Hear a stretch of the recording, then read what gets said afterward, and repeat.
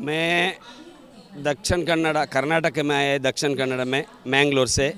मेरा नाम मोहम्मद खालिद है। मैं बीजेपी का लीडर हूँ, मगर अल्पसंख्यक मोर्चा कार्यकर्ता हूँ। बाद में दक्षिण कन्नड़ जिला वक्फ सदस्य। मैं मेरा लैंग्वेज में बोलेगा कन्नड़ में। ನಾವಿಲ್ಲಿ ಏನೋ ಕಾರ್ಯಕ್ರಮ ಇದೆ, ಮುಸ್ಲಿಂ ರಾಷ್ಟ್ರೀಯ ಮಂಚಿ, ಅದಕ್ಕೆ ಬಂದಿದ್ದೀವಿ. ನೋಡಿ ಎಷ್ಟು ಜನ ಮುಸ್ಲಿಮ್ಸರುಗಳು ಎಲ್ಲ ಇರೋದು ಮುಸ್ಲಿಮ್ಸೇ ಇಲ್ಲಿ ಅಂದರೆ ನಮ್ಮನ್ನು ಈ RSS ಅನ್ನು ತೋರಿಸಿ ನೋಡಿ, RSS ಬಂದರೆ ನಿಮ್ಮನ್ನು ಪಾಕಿಸ್ತಾನಕ್ಕೆ ಕಳಿಸಿಕೊಡ್ತಾರೆ ಅಥವಾ ನಿಮ್ಮನ್ನು ಇಲ್ಲಿ ಓಡಿಸ್ತಾರೆ ಅಂತ ಏನೋ ಅಪಪ್ರಚಾರ ಮಾಡಿ ನಮ್ಮನ್ನು ಮುಸ್ಲಿಂ ಬೇರೆ ಹಿಂದೂ ಬೇರೆ ಮಾಡ್ತಾ ಇದ್ದಾರೆ.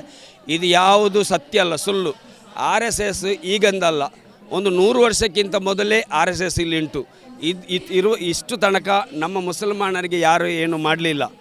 ಇವರು ಈ ಕಾಂಗ್ರೆಸ್ ಪಾರ್ಟಿಯವರು ನಮ್ಮನ್ನು RSS ಅವರನ್ನು ತೋರಿಸಿ ನಮ್ಮನ್ನು ಎದುರಿಸ್ತಾರೆ.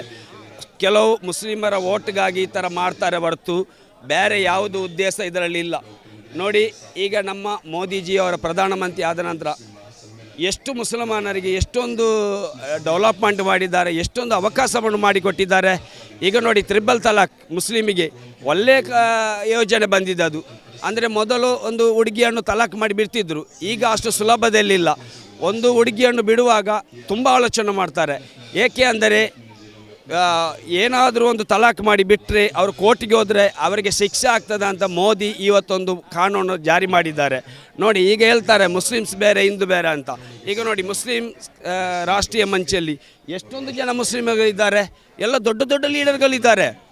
ಇದು ನಮ್ಮನ್ನು ಕಾಂಗ್ರೆಸ್ ಪಾರ್ಟಿ ತೋರಿಸಿ ಈ ಥರ ನಮಗೆ ಮೋಸ ಮಾಡ್ತಾರೆ ಹೊರತು ಬೇರೆ ಯಾವುದು ಉದ್ದೇಶ ಇಲ್ಲ. ಇದರಿಂದ ನಮ್ಮ ಮೋದಿಯವರು ಪ್ರಧಾನಮಂತ್ರಿ ಆಗಿದ್ದಾರೆ, ಅವರು ಇರುವ ತನಕ ಪ್ರಧಾನಿಯೇ ಮಂತ್ರಿ ಆಗಿದ್ದಾರೆ ಹೊರತು ಬೇರೆ ಯಾವುದು ಪಾರ್ಟಿ ಮೇಲೆ ಬರೋದಿಲ್ಲ. ನಮ್ಮ ಇಲ್ಲಿ ನೋಡಿ ಎಷ್ಟೊಂದು ಜನ ಸೇರಿದ್ದಾರೆ. ಇಲ್ಲಿ ಸುಮ್ಮನೆ ಕಾಂಗ್ರೆಸ್ ನಮ್ಮನ್ನು ಲೂಟಿ ಮಾಡ್ತಾರೆ ಹೊರತು ಬೇರೆ ಯಾವುದೂ ಇಲ್ಲ.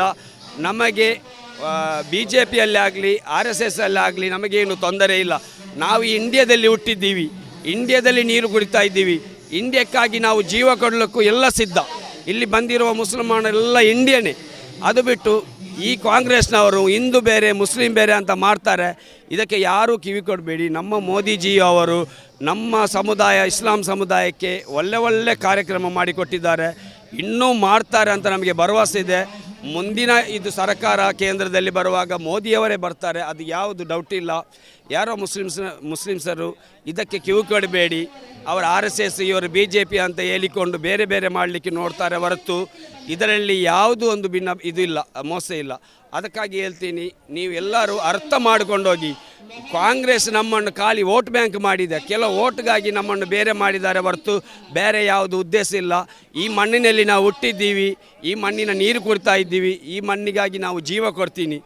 ಜೈ ಹಿಂದ್, ಜೈ ಕರ್ನಾಟಕ.